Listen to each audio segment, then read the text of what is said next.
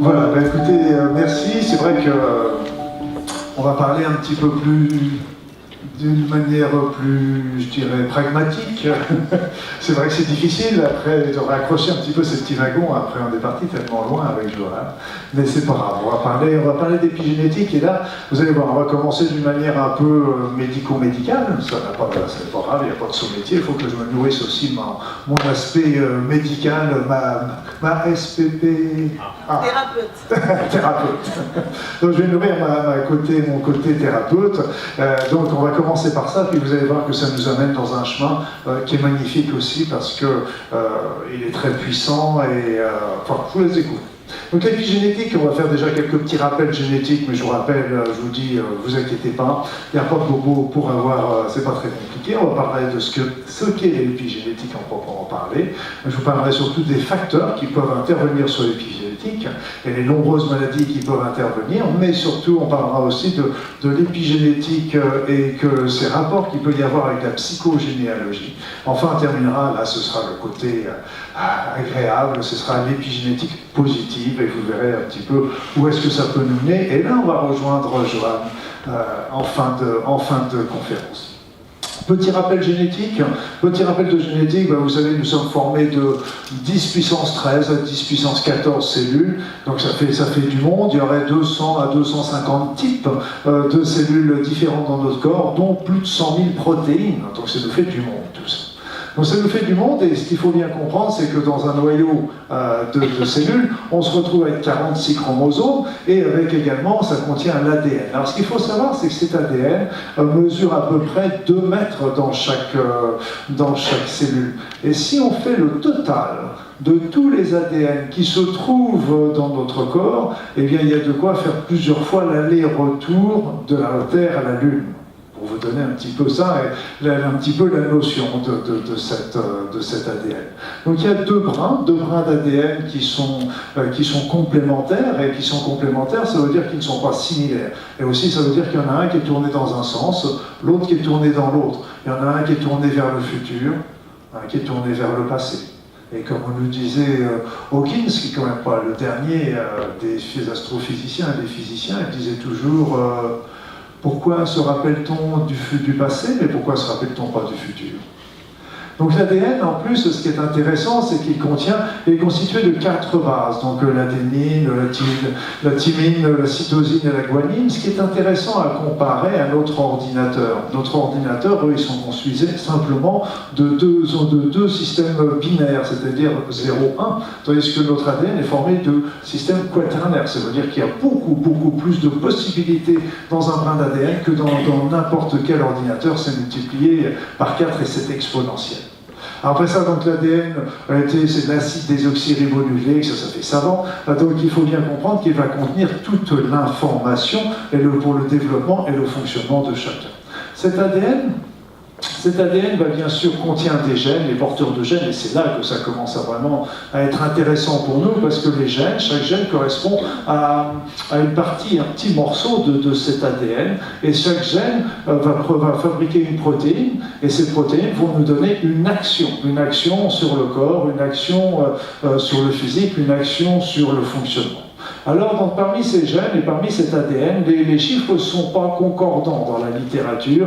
Pour vous dire, là, moi j'ai sorti ceux qu'on retrouve le plus fréquemment, c'est qu'il y aurait 30% de gènes codants et 70% de gènes non codants. Il y a des fois, on retrouve dans la littérature 5% simplement de gènes codants pour 95% de gènes non codants. Et là, ce qu'il faut bien comprendre, c'est ce que ça veut dire, codant ou non codant. Ça veut dire que s'ils sont codants, ça veut dire qu'ils sont exprimés. C'est-à-dire qu'ils sont capables de fabriquer des protéines, sont capables de produire une action dans le corps.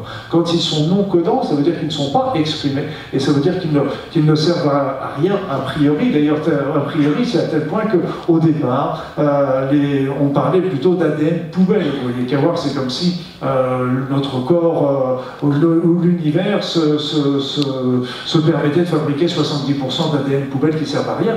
Or, ce qu'il va savoir, c'est justement nous avons des gènes codants, nous avons des gènes non codants, mais là encore, les choses ne sont pas fixes, et c'est là qu'on va se retrouver avec la notion de cette épigénétique. Alors ce qu'il faut bien comprendre, c'est que là actuellement, on est à peu près, pour le génome humain, on est à peu près à 22 000 gènes qui sont parmi nous, donc il n'y a pas de quoi être glorieux non plus, parce que beaucoup d'animaux, et souvent des moindres, ont un nombre de gènes au moins aussi important que le nôtre, voire plus, et donc c'est pas le nombre de gènes qui fait justement tout ce qu'on est comme différence par rapport à l'être humain. Il y a beaucoup d'animaux qui ont un nombre de gènes exactement similaire au nôtre. Donc les gènes, il faut qu'on porteur de l'information, et ça, elles veulent bien sûr assurer notre hérédité. Normalement, ces gènes sont immuables, c'est-à-dire sauf mutation, donc ils peuvent être liés à des erreurs de réplication, c'est-à-dire au moment de la division cellulaire, il peut y avoir à ce moment-là une erreur qui se crée. Il peut y avoir bien sûr des facteurs mutagènes comme on peut avoir avec le tabac, comme on peut avoir avec les ultraviolets, comme on peut avoir avec la radioactivité, et donc tout ça, peut entraîner des maladies héréditaires. Il faut bien savoir que les maladies héréditaires, moi je me suis toujours beaucoup intéressé au cancer, c'était vraiment l'élément qui m'a toujours un petit peu suivi mon fil d'Ariane. D'ailleurs c'est pour ça que j'avais passé un diplôme de cancérologie clinique, parce que je trouvais que c'était vraiment trop passionnant.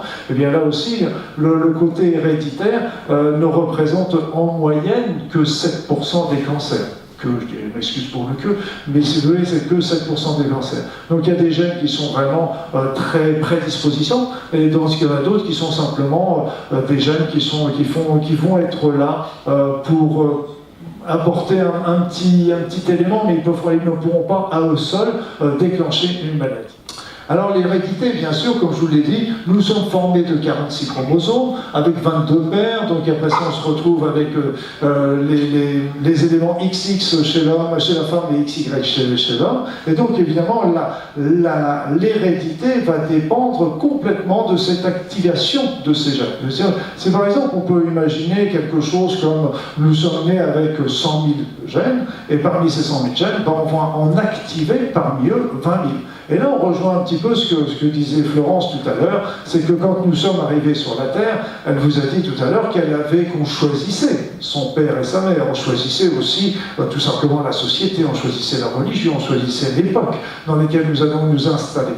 Or, qu'est-ce qui se passe? C'est que quand on va s'installer, c'est comme si on allait déjà présélectionner la famille, donc présélectionner les gènes. Et donc, en fin de compte, l'être qui va rentrer, arriver dans cette incarnation, va avoir déjà à sa disposition ces 100 000 gènes, et il n'aura plus qu'à lui ouvrir ou fermer les gènes qui l'intéresseront et qui lui seront favorables pour développer sa mission, son travail, la raison d'être sur cette terre. Donc évidemment, c'est pour ça que ces facteurs l'hérédité est très, très, très liée avec l'activation ou l'inhibition de gènes. Alors évidemment, comment ça se passe? C'est qu'il faut bien comprendre que moi, quand j'ai étudié, c'est pour ça que c'était pour moi une révolution, cette notion d'épigénétique, parce qu'on m'a toujours appris que notre ADN était immuable, ne pouvait pas changer. Et donc on se retrouvait avec un certain patrimoine génétique à notre naissance, et puis on était bon an, mal an, obligé de bien vivre avec pendant toute notre vie. Or, ce gène, ce dogme, a été battu en brèche par l'épigénétique. Parce que ce qu'il faut bien comprendre, c'est que nos gènes ne vont pas changer. On est bien d'accord, ce sont toujours les mêmes. Et ça aussi, tous ces gènes ne vont pas changer. Par contre, ce qui va changer, c'est qu'il va y avoir des gènes qui vont s'exprimer et d'autres qui vont s'ouvrir. Des gènes qui vont s'ouvrir, des gènes qui vont se former. Et on va voir que justement, c'est tout le phénomène de l'épigénétique qui va nous dire, ok, selon notre mode de vie, eh bien, on va y avoir des éléments qui vont changer. Et là, c'est très intéressant parce que c'est un dogme médical qui a sauté. Et là, c'était un des dogmes, justement, par rapport à la médecine, donc vous savez, toujours, il faut remettre les choses vraiment au point, parce qu'on peut se dire aussi, vérité d'aujourd'hui, mensonge de demain. Et donc, on bâtit tant bien que mal notre évolution et nos concepts. Et là, je me pose la question, je n'ai pas la réponse. Parce que vous savez, il y avait cette actrice, je ne me rappelle plus comment elle s'appelle, qui s'était fait opérer de ses 2 seins, parce qu'elle était porteuse des gènes BRCA1, BRCA2, qui sont des gènes très... quand on est porteur des deux, on est malheureusement on a un risque cumulé au cours de sa vie, très fort pour faire un cancer du sein. Et là, Je me pose la question, c'est qu'on a à peu près 70 à 80% de malchance de générer un cancer. Mais je me pose la question, c'est que les 20% qui n'ont pas de cancer et qui sont pourtant porteurs, est-ce que ces 20% n'ont pas tout simplement eu un mode de vie sain et qui leur a permis à ce moment-là de fermer ces gènes délétères et d'en ouvrir d'autres qui seraient plutôt bons pour la santé? Vous verrez que tout à l'heure, ce que je vous dis n'est pas utopique parce qu'on a des expériences qui le portent non pas sur le BRCA1, BRCA2, mais sur d'autres expériences. Donc là, ce serait quand même quelque chose d'assez impressionnant parce que si on peut changer justement cette prédisposition génétique, rien qu'avec notre mode de vie, ça peut apporter des choses extraordinaires pour notre avenir en tant qu'individu et en tant qu'espèce. Alors l'épigénétique, qu'est-ce que c'est? Je vous ai déjà un petit peu battu en brèche un petit peu la définition, je vous l'ai un petit peu expliqué. On raconte que ça nous reviendrait, même Aristote, après ça il y a eu un Américain, Waddington, excusez-moi, qui aurait déjà présupposé un petit peu cette possibilité de changer notre terrain en fonction de notre mode de vie. Mais si vous voulez, pour être bien clair, ce qu'il faut comprendre, c'est que l'épigénétique nous dit quoi? C'est qu'en fin de compte, selon notre mode de vie, selon nos vécus, notre mode de pensée, eh bien nous sommes capables d'ouvrir ou fermer nos gènes. C'est énorme, c'est-à-dire c'est qu'avec tous les intermédiaires possibles entre ces ouvertures et ces fermetures. Donc c'est quelque chose d'énorme. Et donc ce n'est pas une mutation, c'est-à-dire que les gènes sont toujours là, sont toujours présents, simplement ils ne sont plus exprimés. Imaginez par exemple le BRCA1, le BRCA2 qui sont là, mais qui ne sont plus exprimés, ça change complètement la donne par rapport à ça. Donc là, pour moi, l'épigénétique, quand j'ai découvert ça, enfin j'ai pas découvert l'épigénétique, mais quand j'ai lu les articles sur l'épigénétique, j'ai trouvé ça extraordinaire parce que d'un seul coup, ça nous donne aussi une possibilité, des capacités très importantes au niveau de notre corps. Alors, ce qu'il faut bien comprendre, c'est un petit truc simplement pour vous dire que c'est l'expression des gènes, et comment qu'on fait, chimiquement, comment que ça se passe, tout simplement, c'est qu'il va y avoir des petits atomes d'hydrogène qui vont partir et qui vont être remplacés par des groupes méthyl qui vont, quand ils viennent se coller sur le gène, à ce moment-là, ça rend le gène inactif. Donc ça, c'est le côté chimique, c'est notre travail un petit peu au niveau des recherches, mais c'est pas ça. C'est pas ça qui est le plus important. Je vous ai dit, il y a 30% de gènes codants et 70% de gènes silencieux. Et donc là, c'est vrai que c'est dû à des modifications chimiques, comme je viens de vous le dire, c'est le groupe méthyl qui viennent se fixer dessus. Donc là, ce qui est important aussi à comprendre, c'est que quand ces modifications arrivent, bien sûr, avant la conception d'un enfant, eh bien ces modifications génétiques vont être transmissibles à l'enfant. Donc là, on arrive à des phénomènes qui deviennent héréditaires. Donc là, et vous allez voir la conséquence que ça peut avoir dans bien des situations. Donc là, justement, quels sont les facteurs intervenants sur l'épigénétique? Déjà, il faut bien comprendre qu'il y a des éléments on les a sous les yeux. Tout simplement, comment se fait une reine chez les abeilles.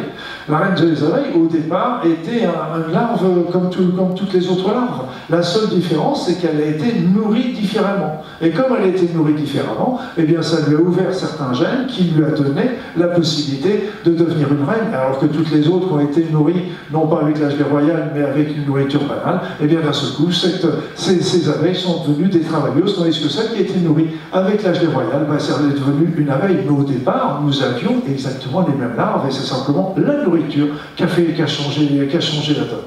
Un autre exemple qui est classique aussi, c'est les tortues, ou certains reptiles. On sait que certains reptiles, par exemple les tortues, vont devenir mâles ou devenir femelles en fonction de la température qu'il va y avoir au moment de leur développement et surtout au moment de leur fécondation, de la fécondation. Donc là aussi, on a ces exemples-là qui nous montrent c'est énorme de pouvoir changer de sexe simplement à cause de la température. Donc c'est un facteur extérieur qui fait que ça donne une transformation intérieure.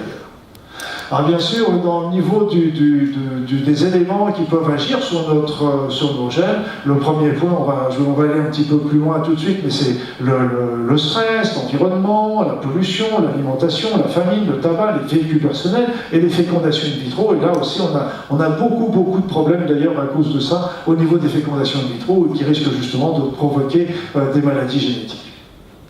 Donc, revoyons un petit peu ça plus en détail. Le stress, déjà, il faut bien comprendre qu'une des premières recherches qu'on a eues sur le stress, sur l'épigénétique, a été faite souvent sur les enfants, enfin les descendants de personnes qui ont connu l'Holocauste. On a vu aussi beaucoup de choses qui ont été faites en Norvège sur les populations qui avaient connu la famine. On va en reparler là tout à l'heure. Donc, les personnes qui avaient connu le stress parce qu'elles étaient à l'Holocauste, elles ont connu l'Holocauste, eh bien, on s'est aperçu que ça se transmettait à leurs enfants. Ça se transmettait souvent par le fait qu'ils avaient un cortisol plus élevé. Vous savez que le stress provoque une augmentation du cortisol sanguin, c'est-à-dire de l'hormone surrénale, de l'hormone de stress. Et donc là, ce stress était transmissible. Et puis, je me rappelle, j'avais fait cette conférence au Québec il y a un an ou deux. Et puis les Québécois m'ont dit, mais tu sais, là-bas, parce qu'on se tutoie toujours, moi j'aime bien tutoyer aussi, puis les Québécois aussi, donc c'est très bien. Et donc ils me disent, ce qui est incroyable, c'est que dans l'hiver 98, et bien là, auprès de Montréal, dans la région de Montréal, il y a eu un froid vraiment extrêmement important. Et si bien qu'en fait, tous les villages, toutes les villes qui étaient autour ont été coupées du reste du monde. Donc il y a eu du stress, il y a eu des peurs. Et là, ils m'ont montré des articles de journaux, donc des articles de journaux, je dirais, locaux, et qui expliquaient justement que ce stress, cette peur que ça avait engendré chez les mamans qui étaient enceintes à ce moment-là, et bien cette peur avait été transmissible aux enfants également. Ce stress avait été transmissible aux enfants également. Donc c'était intéressant parce que malgré tout, les journaux québécois parlaient déjà de ce phénomène-là d'une manière ouverte. Et aussi, il y a les fameux 11 septembre qui a eu lieu aux États-Unis, comme vous le savez. Et bien ça, on sait aussi que les femmes enceintes qui ont vécu, les femmes qui étaient enceintes au moment de cet événement-là, c'était un ouragan, ça a été quelque chose qui a été vraiment, qui a fait vraiment trembler l'Amérique, tous les Américains. Et donc, ces femmes quand elles étaient enceintes, et bien le stress a travaillé sur le gène aussi des enfants et a provoqué aussi, là encore, une augmentation de leur stress, une augmentation du cortisol sanguin qu'on a retrouvé chez eux. Donc là aussi, on peut retrouver aussi, on serait intéressant de vérifier pour ce qui s'est passé chez nous à Paris ou avec Charlie ou avec les événements de Bruxelles. Il y a des chances qu'on obtienne des résultats qui soient similaires. Alors après ça, il y a le tabac et l'alimentation pendant la grossesse. Là encore, ce tabagisme maternel va entraîner des modifications d'ADN, donc sur certains gènes AXL. Et après ça, l'alimentation de la mère, eh bien là, va entraîner, quand il y a des mauvaises alimentations de la mère, va entraîner des terrains qui vont être favorables, tout simplement à l'obésité chez l'enfant, au diabète chez l'enfant, à l'hypertension artérielle. Donc vous voyez comment, et là ça ne va pas arriver tout de suite, mais ça va arriver souvent quand cet enfant sera à l'âge adulte, et donc ça donne un élément qui est très très favorable à ce genre de choses. Donc c'est pour ça que les éléments et les aliments suivis et le tabagisme fait pendant les grossesses sont très très péjoratifs chez l'enfant à aller un petit peu plus quand ils vont commencer à devenir adultes et quand ils vont devenir plus vieux. La famine, je vous disais tout à l'heure, qu'il y avait des études qui avaient été faites, et ça c'était les premières études qui avaient été faites d'ailleurs sur les familles qui avaient connu la famine justement chez les grands-parents, parce qu'on avait trouvé ça en Norvège, il y a bien des années, il y avait eu des périodes de famine en Norvège, et on s'est aperçu justement que les petits-enfants, pas les enfants, mais chez les petits-enfants, le nombre de diabète avait augmenté d'une manière importante. Donc vous voyez, c'est pour vous dire que ces études sur l'épigénétique ne sont pas nouvelles, mais ce qui est intéressant, c'est que justement, c'est qu'elles commencent à se dévoiler et à se multiplier actuellement. Toujours plus loin, on s'est aperçu que la famine en Angleterre, en Hollande, ils ont connu une grosse période de famine juste à la fin de la guerre, au moment où il y avait les Américains qui arrivaient, les Allemands étaient toujours présents, et ça provoquait justement des modifications génétiques. Les femmes afro-américaines qui sont des descendantes d'esclaves ont des enfants de plus petite taille. Et ça, on retrouve ça aussi au niveau générationnel, et ça, quand on compare ça avec les femmes afro-américaines qui sont venues simplement par immigration volontaire. Donc là encore, les antécédents d'esclaves ont des répercussions, y compris sur les générations actuelles. Après ça, le mode de vie qui est extrêmement important. Le mode de vie, évidemment, nous nous retrouvons évidemment avec beaucoup les problèmes de pollution, les problèmes du tabac, les problèmes de famine, les problèmes de stress. Tout ça provoque que quand il y a des grands-parents qui ont des problèmes, qui ont connu des phases de pollution, etc., on se retrouve avec une baisse de l'espérance de vie chez les petits-enfants. Vous avez sans doute noté aussi que tout dernièrement,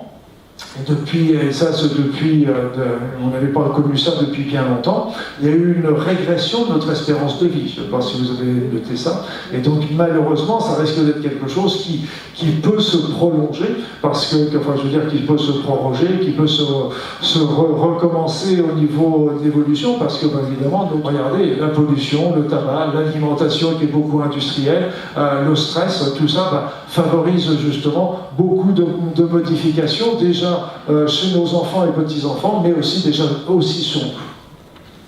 Après ça, toujours les facteurs externes, on a vu aussi, ça c'était très intéressant, c'est que on a fait une étude, on a pris combien de personnes? 600 personnes. 600 personnes à qui on avait fait une étude génétique à un moment donné. Et on les a repris 10 ans plus tard en leur refaisant cette étude génétique.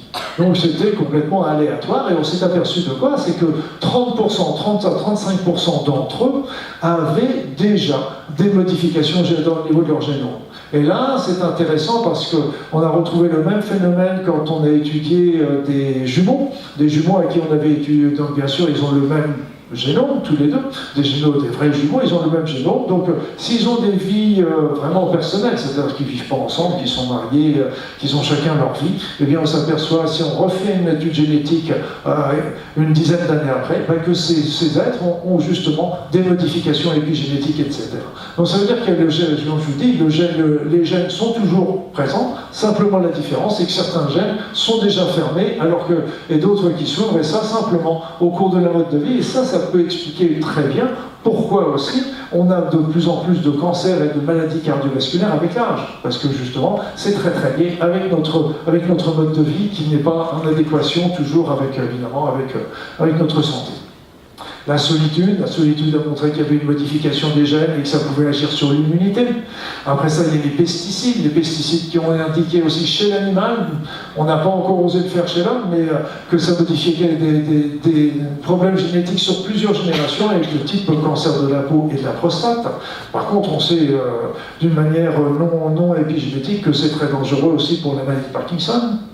L'environnement, ça aussi on a vu que tout ce qui était facteurs environnementaux, les pollutions, etc., favorisaient l'asthme et l'allergie. La pollution automobile favorisait l'asthme. Donc vous voyez que tous ces facteurs-là sont connus et par l'intermédiaire de facteurs épigénétiques.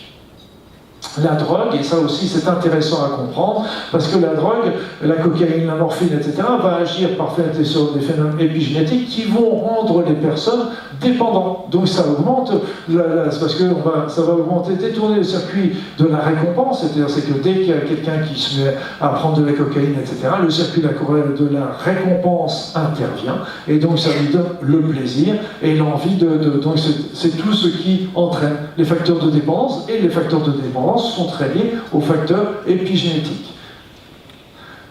Après ça, il y a les nanoparticules. Alors, vous n'avez qu'à voir un petit peu jusqu'où ça peut aller, parce que les nanoparticules, on se retrouve vraiment pollué par toutes ces choses-là. Donc, chez la souris, on a vu que ça provoquait des atteintes au niveau du système nerveux central, et chez la descendance. Et donc, là aussi, où est-ce que ça ouvre la porte? Ça ouvre la porte à l'autisme, à l'épilepsie, à la maladie d'Alzheimer, à la schizophrénie, à tous ces troubles de l'apprentissage. Et que donc, là, aujourd'hui, nous sommes envahis par des nanoparticules dans toutes nos villes, et je dirais presque nos campagnes. Et donc, c'est vraiment des phénomènes qui risquent de poser des gros problèmes pour les générations qui viennent.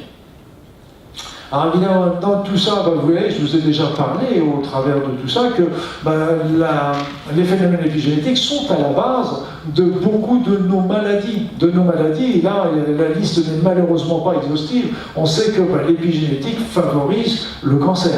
On sait que, parce que les modes de vie, ça peut provoquer le mauvais mode de vie, les polluants, etc., peuvent peut-être provoquer des mutations, mais peuvent aussi provoquer des changements épigénétiques. Ça va favoriser l'obésité, favoriser les maladies, le diabète de type 2, tout ça c'est officiel. Les allergies, l'asthme, l'autisme, les schizophrènes, la maladie d'Alzheimer, les troubles de la croissance, etc. Donc c'est tout ça, et on retrouve tous les jours des nouvelles maladies qui sont liées à des problèmes génétiques, et qui dit problème génétique, la plupart du temps, c'est des problèmes épigénétiques plus que génétiques. Alors moi je me pose la question sur quoi? Je me pose la question, c'est que notre mode de vie, il n'y a pas que ça, il y a plein de choses qu'on n'a pas étudiées. Bon, la télévision, maintenant il y a le côté a priori des rayons polluants, et relativement plus limité avec les écrans plats, mais aussi il y a toutes les émotions que transporte cette télévision, et toutes les mauvaises informations, moi je dirais qu'il faudrait pratiquement vendre distributeur de Kleenex à côté des télévisions, parce que quand même on ouvre le journal télévisé, sortez de Kleenex, je veux dire, c'est très triste. Les champs électromagnétiques artificiels, le téléphone portable, les extraits de bruit, les conservateurs, les OGM, donc on peut vraiment se poser des questions sur tout ça. Et là, il n'y a pas eu d'études qui ont été faites dessus, mais est-ce que ça n'est pas, surtout les OGM, est-ce que c'est pas en train d'agir par des phénomènes déjà épigénétiques sur nos propres gènes? Et là aussi, on va faire un mandat honorable, est-ce que les médicaments ne peuvent pas non plus le faire? Est-ce qu'ils ne peuvent pas être activateurs ou inhibiteurs de certains gènes? C'est la question qu'il faut vraiment se poser, et c'est pas tout simple à répondre. Alors, je vous ai dit tout à l'heure que ça peut expliquer aussi tout ce qui est psychogénéalogie, parce que vous avez tous entendu parler que souvent, comme je vous le disais tout à l'heure, c'est qu'on va choisir la famille, et on va choisir une famille qui va répondre au mieux à nos attentes et pour justement réaliser notre chemin de vie. Mais ce qu'il faut comprendre, c'est que c'est nous qui avons choisi au moment de l'incarnation la famille dans laquelle on va s'incarner. Et donc quand on est comme ça, on va choisir la famille qui va représenter exactement les mêmes problèmes que nous avons à travailler. Donc c'est pour ça que, en fait, quand on a dans notre vie de tous les jours, eh bien on peut retrouver les mêmes problèmes chez les parents, chez les grands-parents, chez les arrière-grands-parents. Mais je dirais que c'est normal, parce que justement, on a justement choisi cette famille-là parce qu'elles avaient ça. Moi, j'avais connu comme ça une femme qui avait, par choix personnel, elle n'avait pas retrouvé l'homme de sa vie, et donc elle avait décidé de trouver un géniteur pour avoir un enfant. Donc elle a trouvé un géniteur, elle a élevé son enfant, point barre. Mais quand elle a commencé à faire son étude psychogénéalogique, eh bien elle s'est rendue compte qu'elle s'appelait Marie, et bien qu'il y avait une arrière-grand-mère qui s'appelait Marie, et qui était aussi femme célibataire. Et en remontant après encore quelques générations avant, elle s'était retrouvée aussi avec une autre Marie, c'était Jean-Marie-Madeleine ou je ne sais plus, et qui s'était retrouvée aussi avec le même phénomène de femme célibataire. Donc c'est vrai que ces phénomènes, on les retrouve, et moi je trouve que les phénomènes épigénétiques peuvent très bien expliquer la psychogénéalogie également. Une bonne nouvelle pour vous.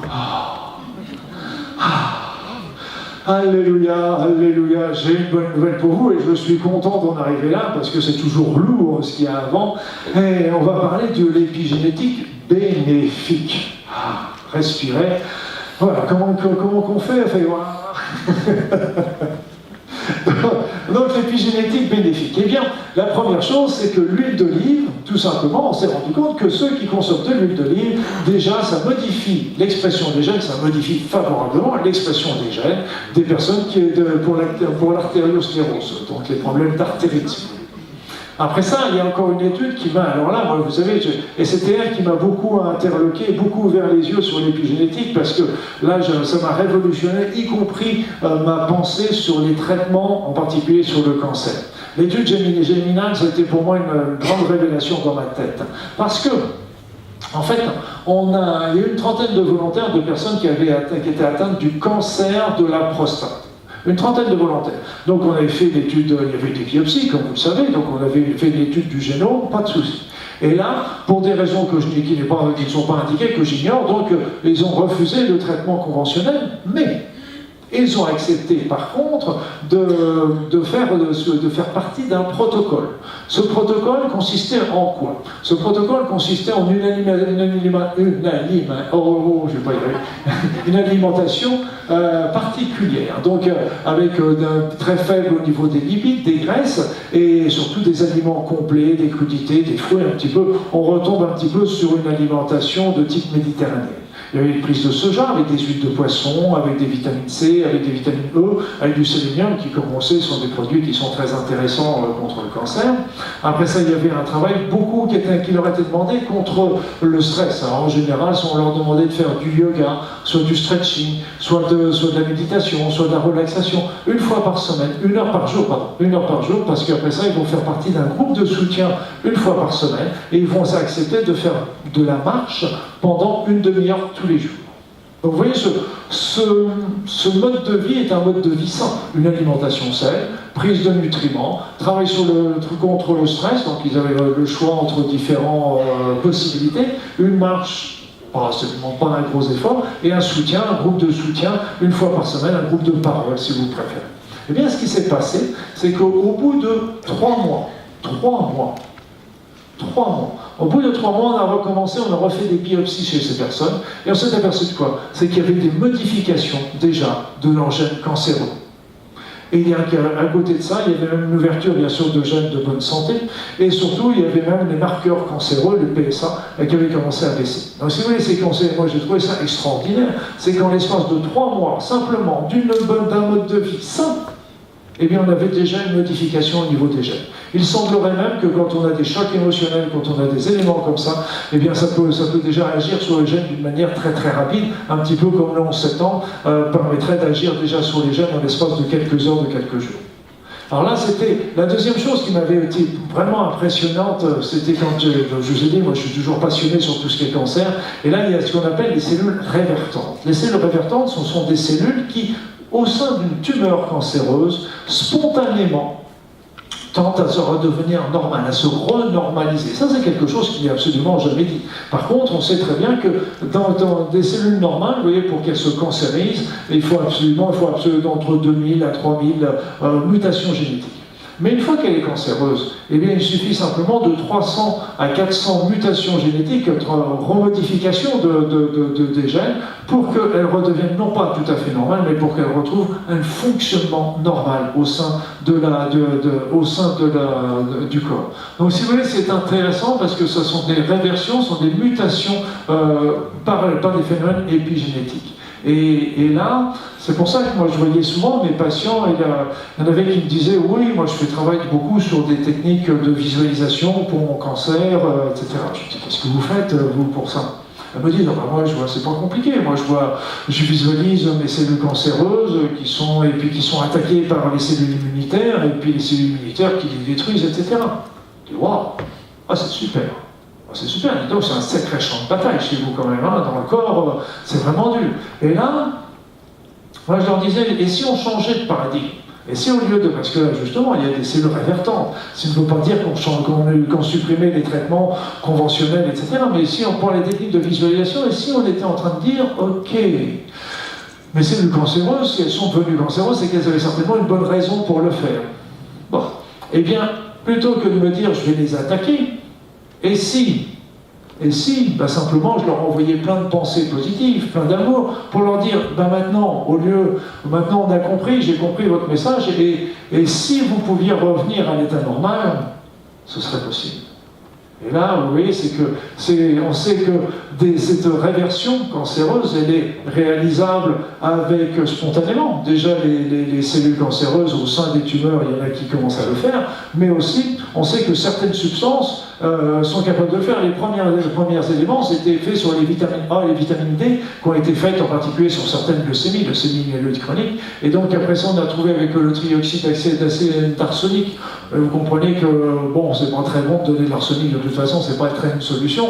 Mais il y a plein de produits, c'est comme le Viscom album des anthroposophes, l'élixir de grenade, la LPH thérapie qui va travailler sur l'acidocétose, l'équilibre acido-basique, pardon. Il y a les chaleurs, la chimie, et même la chimiothérapie. La chimiothérapie, bien sûr, est prévue pour détruire les cellules cancéreuses, mais ce qui est assez intéressant, c'est qu'il y a un certain nombre de cellules cancéreuses qui ne vont pas être détruites par les chimiothérapies, mais qui vont au contraire transmuter ces cellules cancéreuses en cellules normales. Et là, vous avez encore une expérience qui me passionne aussi, c'était l'expérience du professeur Bissell. C'est une femme qui a beaucoup travaillé sur le milieu extracellulaire. Et donc, elle s'est aperçue que quand on modifie, quand on a certaines protéines délétères dans le milieu extracellulaire, ça va favoriser des mutations cancéreuses qui vont provoquer à ce moment-là la formation d'un cancer. Mais si on change les protéines extracellulaires, et donc c'est en donnant des protéines qui sont saines, eh bien à ce moment-là, ces mutations cancéreuses, ces modifications génétiques, peuvent à ce moment-là commencer à être réparées ou à être modifiées. Et donc ce qui est intéressant à voir, c'est qu'est-ce qui va changer la nature de ces protéines, en bonnes protéines, en mauvaises protéines. C'est tout simplement notre mode de vie. Donc changement de mode de vie, changement de protéines extracellulaires, et puis modification de notre ADN. Un bon ou un mauvais changement, un mode de vie va favoriser les mutations ou les modifications épigénétiques cancérigènes, et l'inverse est vrai. Et c'est ça qui est important à bien comprendre. Et c'est pour ça c'est très important que même quand on a un cancer ou des choses comme ça, il ne faut pas s'en remettre uniquement au médecin ou au traitement ou au thérapeute, peu importe. Et ce qu'il faut, c'est comprendre qu'il faut absolument que la personne change son mode de vie, parce que en changeant son mode de vie, changer son mode d'alimentation, regardez l'étude Géminal de ce qu'elle nous a dit, simplement une alimentation équilibrée, un peu d'activité physique, travailler contre son stress, avoir un petit peu d'activité physique, et faire quelques parties de groupes de parole suffit déjà à changer les choses en l'espace de 3 mois. C'est super important. Après ça, il y a une autre étude qui a été faite par l'université de Lund, c'est en Suède, et elle a pris différemment. C'est que elle a regardé l'activité et comment l'influence de l'activité physique sur les adipocytes, sur les cellules de graisse. Alors, après 6 mois d'exercice régulier, c'est rien de sorcier, hein, je veux dire, mais 6 mois d'activité, eh bien, on a vu une modification, regardez bien, sur 7663 gènes, dont ceux qui agissent sur l'obésité et le diabète de type 2. Donc il y a aussi une action, c'est le fait de refaire du sport régulièrement, bien sûr, ça agit également sur le poids, sur la tension artérielle, le HDL, le bon cholestérol, l'oxygénation. Mais ce qui est intéressant, c'est que là, rappelez-vous, simplement une reprise d'un exercice, je vous dis, c'est pas un truc énorme, simplement quelques heures de sport par semaine, ont permis de changer l'expression de plus de 7000 gènes, dont ceux de l'obésité et du diabète. Donc là encore, rien n'est jamais écrit. Autant quand on prend du poids et quand on est sédentaire, ça va favoriser le diabète, autant quand on va faire l'inverse, eh bien on peut fermer les gènes qui sont à l'origine de la maladie. Alors après ça, il y a une autre recherche qui a été faite dans Massachusetts, aux États-Unis. Elle a été faite sur 19 personnes, 19 volontaires ont commencé à accepter de faire méditation, relaxation, yoga, tout ça, dans le but de travailler sur leur tension nerveuse et sur le stress. Et ça, ils ont fait ça pendant 8 semaines. Et bien là, au bout de 8 semaines, eh bien déjà on a regardé au niveau génétique et on a vu que déjà il y avait 1500 gènes qui avaient été modifiés. Je rappelle qu'on est quand même 22 000 gènes, hein, donc c'est pas 1500 gènes qui sont changés sur l'expression de 1500 gènes qui a changé sur 22 000 gènes, c'est énorme. C'est énorme. Donc après ça, on s'est aperçu que ça avait une tendance bien sûr à améliorer le stress, qui était quand même le but recherché au départ, mais après ça on a vu que ça induisait aussi des modifications au niveau génétique, ça améliore la santé, et puis ça va améliorer la tension, la respiration, etc. Donc vous voyez, c'est que même si il y avait des grands-parents qui ont connu des gros stress. Je vous ai dit, ces stress se transmettaient aux enfants. Eh bien, ces enfants, si eux, comme on travaille avec simplement du yoga, de la méditation, de la relaxation, eh bien, eux, ils sont capables de refermer les gènes qui ont été ouverts par la mauvaise conduite de leurs parents. Voilà. Et après ça aussi, ce qui est intéressant, c'est que j'en ai vu déjà certains laboratoires qui parlaient de médicaments épigénétiques, qui proposaient déjà certains nutriments pour modifier la génétique des personnes. Donc là, je dirais que je dirais que c'est plus à l'état de recherche. L'idée est bonne. L'idée est bonne. Moi, je pense que malheureusement, on n'a pas encore eu beaucoup de preuves avant d'affirmer ça. Ce qui serait quand même intéressant, c'est d'avoir la preuve. Je n'ai pas vu, ils ne l'ont pas fourni quand ils m'en ont parlé. Mais bon, je pense que demain, on pourra le faire. Et donc, en conclusion, qu'est-ce qui nous arrive? Qu'est-ce qui nous arrive? Eh bien, ce qu'il faut bien comprendre, et ça, c'est que l'ADN va se modifier en fonction de notre mode de vie. On l'a vu, mais aussi ça va être modifié en fonction de nos émotions, de nos chocs émotionnels. Vous avez vu l'histoire, par exemple, du 11 septembre. Ça va agir sur nos gènes.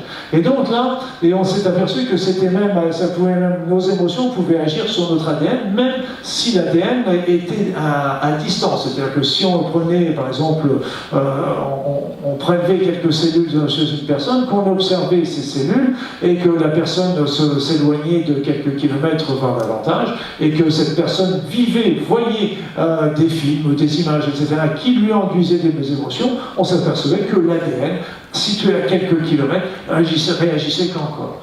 Donc les émotions sont capables de changer notre ADN. Il est très probable aussi que les mots que l'on dit, les sons, les vibrations. Donc voilà Franck Navet, voilà, et ce que serait intéressant, c'est de savoir si en écoutant Franck régulièrement, si on a des changements au niveau génétique et épigénétique, parce que là encore, chaque son, chaque note aussi a une vibration. On sait que chaque note va agir sur un chakra, sur un corps différent, sur des éléments différents. Donc après ça, ce sont des fréquences. Vous savez, on est capable aujourd'hui, avec certaines fréquences électromagnétiques, de déclencher par exemple des allergies. Et inversement, avec d'autres fréquences, on est capable de stopper ces allergies. Donc vraiment, c'est les fréquences, les sons, les lumières, tout ça, les nombres, comme vous avez vu avec Grabovoi, et bien là aussi, sont capables, tout ça sont des mots, des fréquences qui sont capables d'agir. Donc c'est probable, mais l'avenir nous dira un petit peu dans quelle mesure ça va agir sur ces gènes.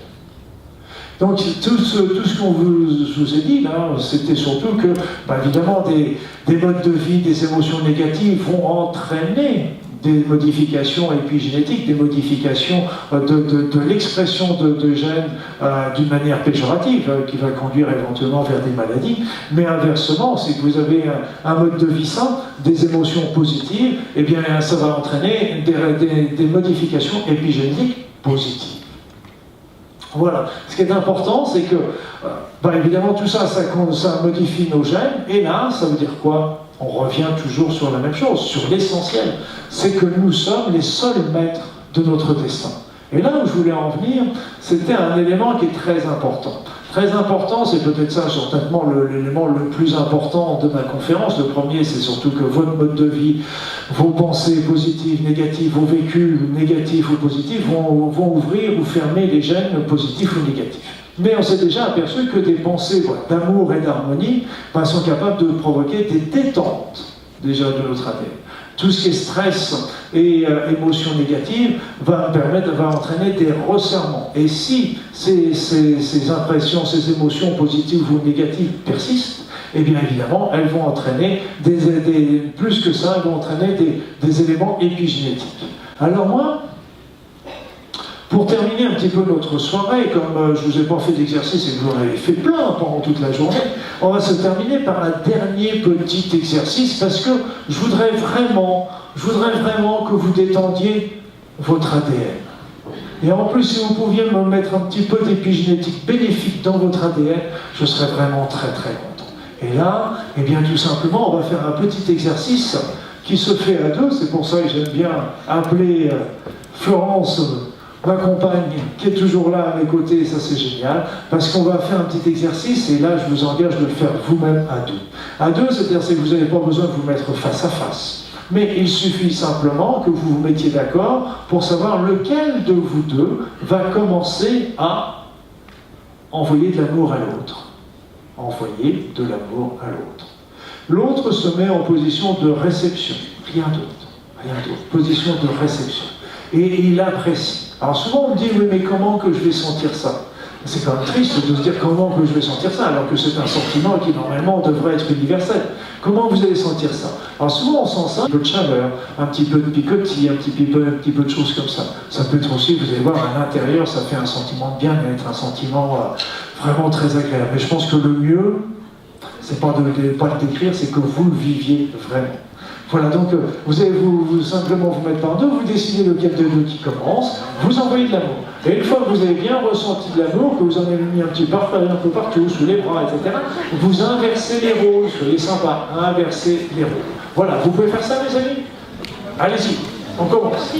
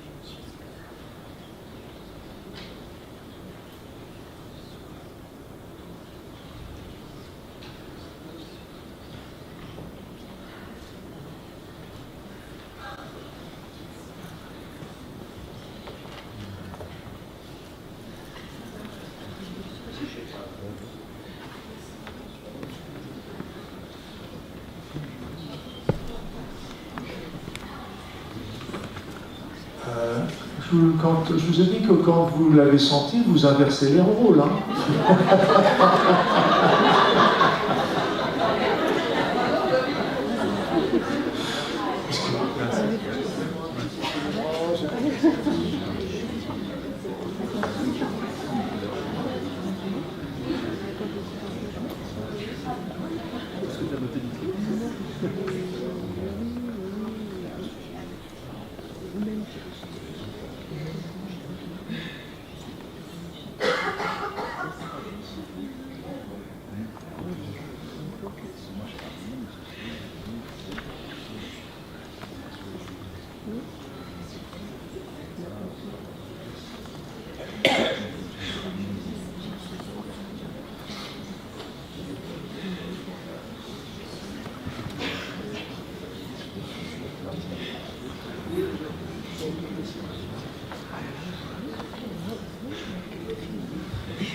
Bien, on va peut-être arrêter là parce que on resterait bien longtemps comme ça, hein. On resterait bien longtemps. Voilà. Donc tout ça pour vous dire quoi? Tout ça pour vous dire quoi? C'est qu'on, voyez, on a travaillé déjà, rappelez-vous, vous êtes maître de vos gènes. Vous êtes maître de vos gènes. Bien sûr, vous ne changerez pas les gènes que vous avez, mais vous pouvez très bien, selon votre mode de vie, ouvrir des gènes qui vous seront bénéfiques. Bénéfiques pour votre santé, bénéfiques pour votre évolution, bénéfiques pour lutter contre le stress, bénéfiques pour votre vie, tout simplement, et votre santé.